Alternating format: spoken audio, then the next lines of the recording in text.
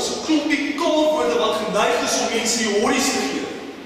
Een hiervan het nogal 'n dubbel K voorsitter, naamlik kernkrag.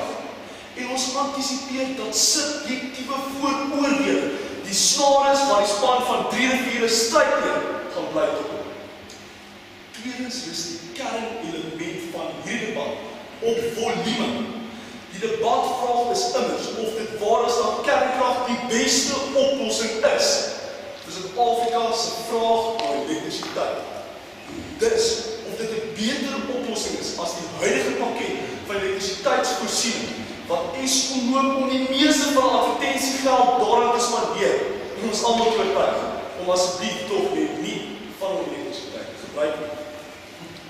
Ek fokus vervolgens op die begripsopleiding en hanteer volgende ook een hoofargument, waarom my span wat Daniel en Isel uitwys, dat kernkrag al oplossing is om ons steenkoolafhanklikheid te beëindig, dat hernubare energie kapasiteitsgewys nie 'n opsie is nie, en dat mikro-kernreaktors 'n nuwe aansig aan die praktiese haalbaarheid, koste en veiligheidsdimensie van kernkrag verleen.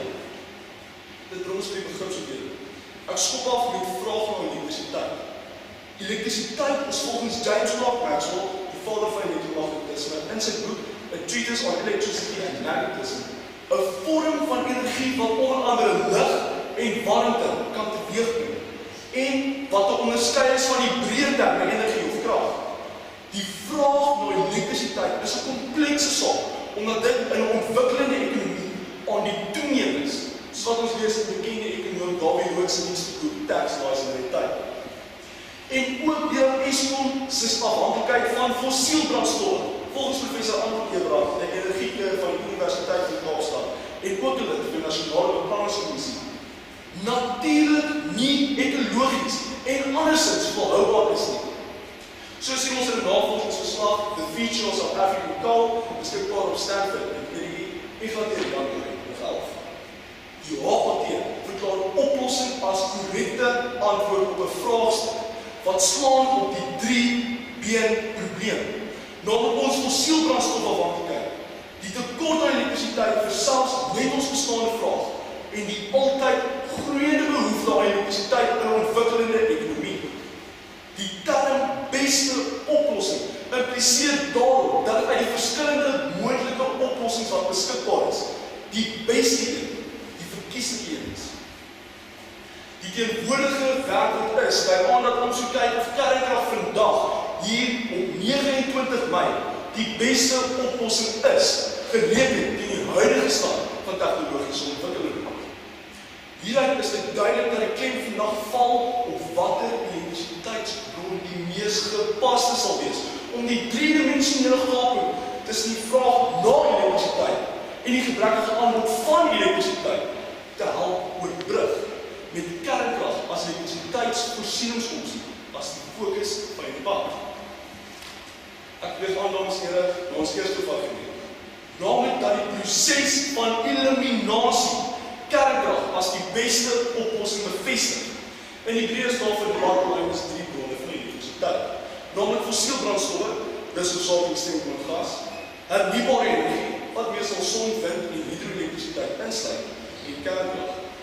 Professor Ewen Mulder, hoofkernwetenskaplike van X-Energy in die VSA, bevestig in 'n artikel Nuclear Power Lies in Rare Earths, beskikbaar op ee.co.za, en ook in 'n e-pos onderhoud gedateerd 12 Februarie 2015, dat kern- en steenkoolkragstasies tans die enigste opsies is wat genoeg volume kan genereer vir ons land se vraag na elektrisiteit.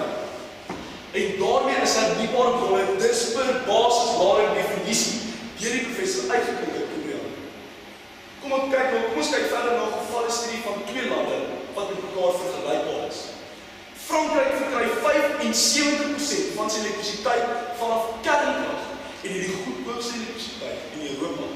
Bron die Desember 2014 verslag Country Profile France van die wêreld kernvereniging beskikbaar op worldnuclear.org. Hierteenoor het Duitsland, die wat ons antisipeer 3 riviere gekies, deur kernkrag skugter te wees ten gunste van hernubare energie. Die koste van elektrisiteit in Duitsland is tans bykans dubbel die koste van die van Frankryk.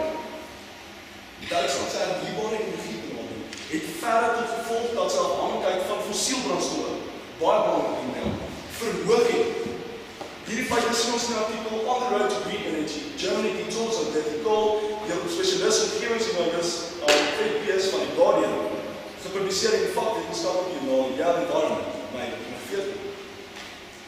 Die dierlesse wat Europa se 2 rykste lande dus reeds geleer het, is dat 'n stem teen kernkrag, 'n stem vir fossiele brandstowwe, vir aardverwarming en vir dier en onbetroubare elektrisiteit is. Of hoe kan jy? Kom ons sluit af. Soos wat jy kan sien, dames en here, is ek 'n rugby-stuk. Daarom begryp ek die sielkundige waarde daarvan om 'n pleisterkeer opgeplak te kry. Enigiets anders as 'n fundamentele ingreep in ons elektrisiteitsvoorsiening sal neerkom op 'n pleister opplak oefening en kwalifiseer nie eens vir die vereistes wat die begrip oplossing stel nie.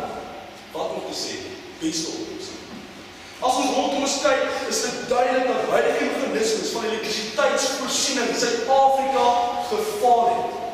Maar ons antisipeer des nie teenstaande dat Kimberley veral gaan fokus op hierdie windpryse, daar is sonkragpryse, en dat ons van daadwerklike oplossingsvoorstelle weinig